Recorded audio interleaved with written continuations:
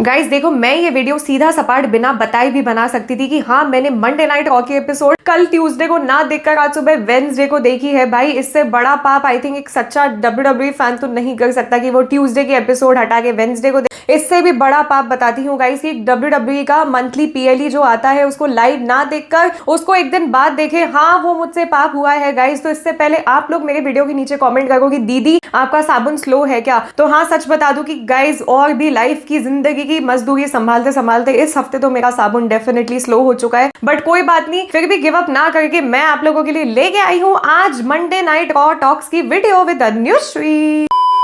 Hello guys, Anushree here. तो बात करते हैं यार कल के एपिसोड की, आज का तो नहीं रहा, मतलब वो ठीक है। तो गाइस इस बार के मंडे नाइट रॉ की एपिसोड की स्टार्टिंग हुई डायरेक्टली एजे ली और सीएम पंक को साथ में दिखा के। मैं तो बड़ी खुश हो गई थी कि एजे ली फाइनली वापस आ चुकी है, बट पीछे से कोई और तो खुश नहीं था जिन्होंने एजे ली को देख लिया था already, and that was our चिड़चिड़ाती हुई बेकी लिंच। और शो भी किक ऑफ किया अपनी इंटरकॉन्टिनेंटल चैंपियन बेकी लिंच ने, जहां पे वो बात करने लग गई थी अपनी रॉयल रंबल के बारे में कि कैसे वहां पे करप्शन हुआ। आप देखो जो यार बंदा एलिमिनेट हो चुका है, रॉयल रंबल नहीं जीत पाया, तो वो तो आके यही बोलेगा कि करप्शन वगैरह हो गया जिंदगी में, कुछ ना कुछ गड़बड़ हो गई थी। खुद को डिफेंड करने के लिए इतने में आती है एजे ली, और एजे ली के आते ही जो बेकी लिंच को गुस्सा आता है, बोलती है कि भाई तुम मुझे क्यों इंटरप्ट कर रही हो आके। And then AJ Lee is like कि यार आज मैं बेकी लिंच तुम्हारे लिए नहीं आई हूँ, मैं आई हूँ अपनी दोस्त को सपोर्ट करने, एंड दैट इज मैग्जीन ड्यूपरी जिसका आज नाटी के साथ मैच है। गाइज इनफैक्ट बेकी लिंच ने तो एजे ली को एक ची हुआ क्या होता है यार वो ची हुआ गूगल करते हो एक सेकंड,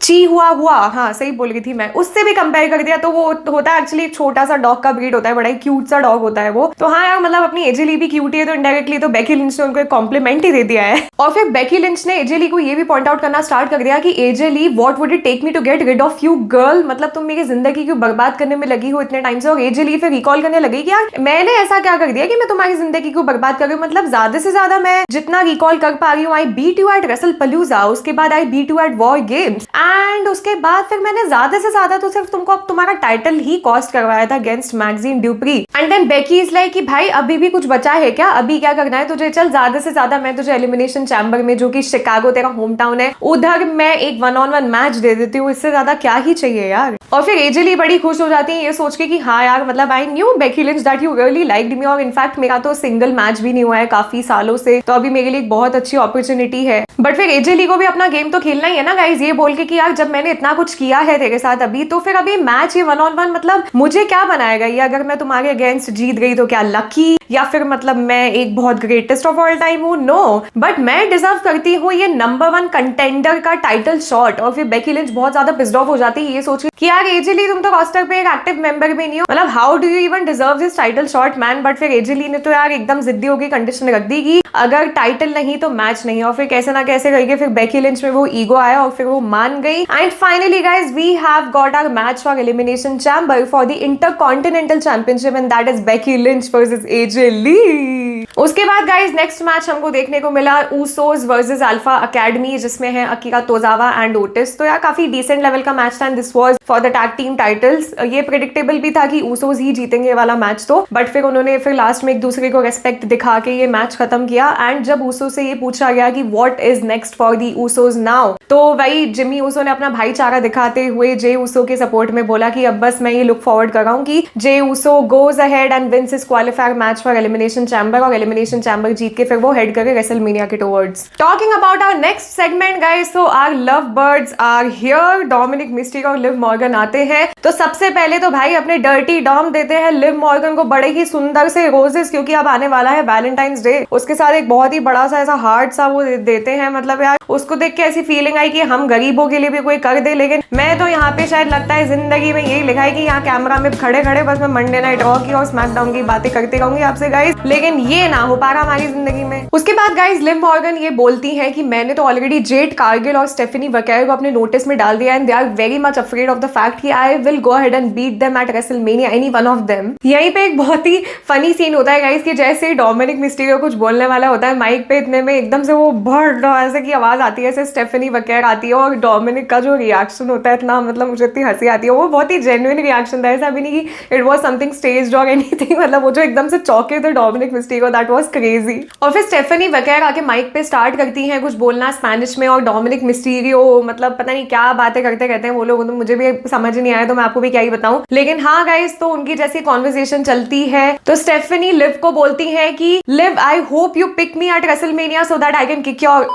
और फिर वहीं स्टेफनी वगैरह डोमिनिक मिस्टीरियो तक को थप्पड़ मार देती है, and then Liv Morgan in the end is like कि मुझे अभी अलग से रश में नहीं हूं, तो मैं अपना टाइम लेकर आराम से डिसाइड करूंगी कि मुझे कौन से चैंपियन से लड़ना है रेसलमेनिया पे। तो अभी भी गाइस हमको पता नहीं चल पाया इस बार के मंडे नाइट रॉ के एपिसोड पे कि is it going to be Liv Morgan versus Stephanie वगैरह और is it going to be Liv Morgan versus Jade Cargill. So we have to see that. And our next match, Rhea Ripley versus Ivy Nile versus Lyra Valkyria, and this was for elimination chamber qualifier. तो इसमें as predicted मतलब रिया replay जीत गई, तो मुझे वो पहले से ही पता था and I am rooting for her definitely. फिर गाइस हमको देखने को मिलता है एक बहुत ही इंटरेस्टिंग सा एक बैक स्टेज सेगमेंट जिसमें डोमिनिक मिस्टीरियो फिन बैलर से बात कर रहे होते हैं, और वो ये चीज मेंशन करते हैं फिन बैलर का सैड फेस देख के कि यार देखो अभी जेडी जल्दी वापस आ जाएगा, तो हो सकता है तुमको और जेडी को आपस में टैग टीम टाइटल्स का ही शॉट मिल जाए। But then Finn Balor is like what are you even saying bro, I am still not done with CM Punk yet. बट फिर डोमिनिक मिस्टीरियो बोलते हैं but everyone has been talking about Roman Reigns versus CM Punk जो हमारा main event है WrestleMania का, तो अभी तुम क्यों अड़ गए उन सब चीजों के बीच में। बट फिर फिन बैलर ये बोलते हैं कि यार how can you even say that, how are you not even supporting me into this part, जब मैं सीएम पंक से लड़ना चाहता हूँ, I thought we were family. तो वहीं पे फिर फिन बैलर का एंट्री हो जाता है एरिना में। तो गाइस फिन बैलर आगे बात करते हैं कि यार he still deserves a shot at the championship, जैसे मैंने सीएम पंक की लास्ट टाइम हालत कर दी थी, तो मुझे टाइटल मैच यहाँ पे क्यों नहीं मिल रहा है। आई नो कि लोग बात कर रहे हैं CM Punk versus Roman Reigns की, but still I want to fight against CM Punk at elimination chamber, and how about मैं सीएम पंक को उन्हीं के होम टाउन में शिकागो में बीट कर दूं। इतने में फिर अपने आते हैं मंडे नाइट रॉ के जीएम एडम पियर्स, और फिर वो फिन बैलर को बोलते हैं कि ब्रो इट्स टू लेट, कि तू अभी टाइटल शॉट के लिए डिमांड नहीं कर सकता है, you have already had a shot but तुम वो नहीं जीत पाए थे, तो अभी बहुत लेट हो गया है। तो अभी है ना सीधा माइकल कोल को इंटरव्यू करने दो जो हमारे अभी करंट चैंपियन है CM Punk, and let us do our job very well. तो गाइस उसके बाद एंट्री होती है हमारे फाइटिंग चैंपियन सीएम पंक की, and then Finn Balor CM Punk को ये चीज मेंशन करते हैं कि देखो यार मुझे तुमसे ऐसे ही नहीं लड़ना है फॉर नो रीजन, मुझे चाहिए अपना टाइटल मैच, और जो मैंने 2 हफ्ते पहले चीज स्टार्ट की थी उसको मुझे अब फिनिश करनी है,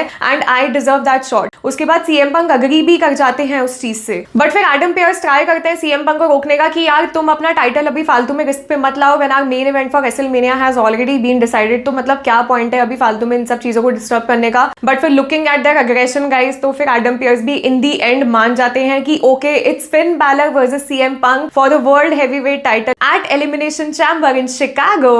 उसके बाद भी गाइस फिर माइकल कोल वापस से सीएम पंक को पूछते हैं कि यार तुम अभी ये जियोपर्टाइज क्यों कर रहे हो, इन सब चीजों को फालतू में रिस्क पे क्यों डाल रहे हो अपने टाइटल को। But then CM Punk is very much confident कि यार I will not be losing the title and I am always a fighting champion, तो जो मुझे ऐसी अपॉर्चुनिटी आती है तो मैं कभी इन सब चीजों को रोकूंगा नहीं आगे से। And then even in the end जब मैं रोमन रेंस से भी फाइट करूंगा रेसलमेनिया पे, लास्ट में यही चीज बोलने वाले हैं ये लोग कि and still your world heavyweight champion is CM Punk. तो सीएम पंक यहाँ पे बड़े ही कॉन्फिडेंट इन सब चीजों को लेके। फिर गाइस एक बैक स्टेज सेगमेंट देखने को मिलता है हमको पॉल हेमन और एडम पियर्स के बीच में, जिसमें पॉल हेमन ब्रॉन ब्रेकर की हर्निया की सर्जरी को लेके काफी फ्रस्ट्रेटेड से साउंड करते हैं, और वो एडम पियर्स पे ही अपनी फ्रस्ट्रेशन निकाल रहे होते हैं। But then Adam Pearce is like कि यार मैं भी नहीं चाहता था कि ऐसा कुछ हो, और ब्रॉन ब्रेकर काफी टाइम तक बाहर गए WWE से, बट देन अभी टाइम है कि हम लोग एलिमिनेशन चैम्बर पे ही फोकस करें, और आज ऑस्टिन थ्योरी का मैच भी है, क्वालिफायर मैच। और फिर Adam Pearce in fact Paul Heyman को यहाँ पे वार्निंग भी देते हैं कि यहाँ पे हमको तुम्हारी इंटरप्शन और इन्वॉल्वमेंट नहीं चाहिए कहीं से भी। बट फिर इन दी एंड लोगन पॉल जाते जाते ऐसे एडम पियर्स को बोलते हैं कि व्हाट इफ हम लोग इंटरप्ट कर दे जाके। तो यहीं पे बहुत ज्यादा प्रेडिक्टेबल हो गया था कि यहाँ मेन इवेंट में तो डेफिनेटली लोगन पॉल और द विजन की तो इंटरप्शन होने ही वाली थी। उसके बाद गाइस मैच हुआ अपना नाटी वर्सेस मैक्सिन ड्यूप्री का, बट फिर नाटी तो अब हील टर्न हो चुकी है, तो काफी अग्रेसिव उनका कैरेक्टर अब कन्वर्ट हो चुका है। मतलब सालों से जब हमने नटालिया को एज अ फेस देखा है, यहाँ पे नाटी का कैरेक्टर तो बहुत ही ज्यादा अग्रेसिव है। तो मैक्सिन ड्यूप्री को इनफैक्ट अनाउंस टेबल पे वो कमेंट्री जहाँ पे करते हैं उसके ऊपर शार्प शूटर दे रही थी, और वो अनस्टॉपेबल था बिल्कुल, तो लोग उनको रोकने का भी ट्राई कर रहे थे। बट फिर इतने में आती है एजे ली, जिन्होंने ये चीज फर्स्ट सेगमेंट में ही मेंशन कर दी थी कि she was here to support her friend Maxine Dupri. But फिर एजे ली जैसे उनको बजाती है, इतने में आ जाती है कौन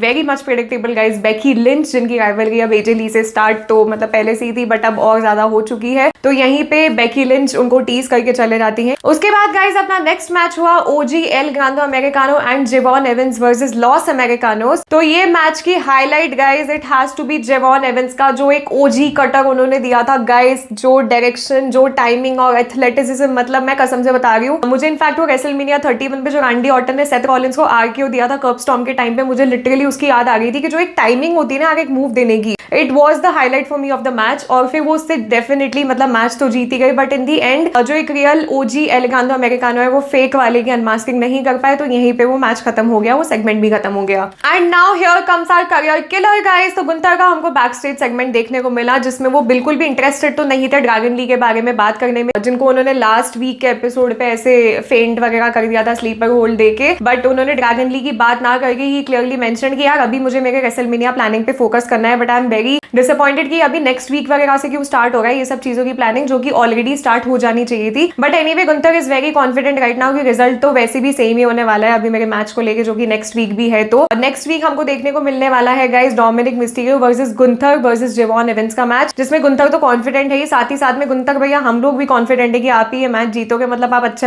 हरा चुके, तो ये वाला मैच तो आप क्यों ही हारोगे, मतलब I don't see the logic, but let's see. अब कल को गुंथर को किसी और से राइवलरी करनी है तो हो सकता है ये मैच भी हार जाए, किसी का इंटरप्शन हो जाए, but not sure guys. Gunther को लेके अभी WWE के आगे के प्लान्स क्या है वो बहुत ज्यादा इंटरेस्टिंग ही होने वाले हैं फॉर श्योर। इनफैक्ट मैं तो अभी लेटली काफी ज्यादा कमेंट्स भी पढ़ रही हूँ सोशल मीडिया पे, गुंथर की ब्रॉक लेसनर से राइवलरी कराना स्टार्ट करो, तो ये तो बहुत ही ज्यादा इंटरेस्टिंग चीज हो जाएगी एकदम से, मतलब ये देखने को कि अब टक्कर से टक्कर का मैच होने वाला है अगर ये होगा तो। And finally here comes our main event guys, LA Knight versus Penta versus Austin Theory. तो ये वाला मैच को मैं लेके तो वैसे थोड़ी सी स्केप्टिकल थी कि क्या ये ऑस्टिन थ्योरी जीतने वाले हैं फिर LA नाइट, मतलब Penta was my very last prediction of this. इतना पता था कि विजन की तो यहाँ पे डेफिनेटली इंटरप्शन होने ही वाली है फॉर श्योर, बट जो इस मैच का रिजल्ट था गाइस मैं बहुत ज्यादा खुश हो गई थी ये देखे कि LA नाइट जीत गए, जहाँ पे मुझे ये लगा था कि LA नाइट तो पिन हो ही जाएंगे जब ऑस्टिन थ्योरी ने उनको कर्ब स्टॉर्म लगा लिया था, बट लकीली उनको पेंटा ने बचा लिया जो कि मैच के पार्ट थे ही। बट फिर जैसे ही पेंटा को ऑस्टिन थ्योरी ने अनाउंस टेबल के ऊपर से पटका एंड गेस व्हाट, उसके बाद क्या हुआ गाइस, वही मिस्ट्री मैन आया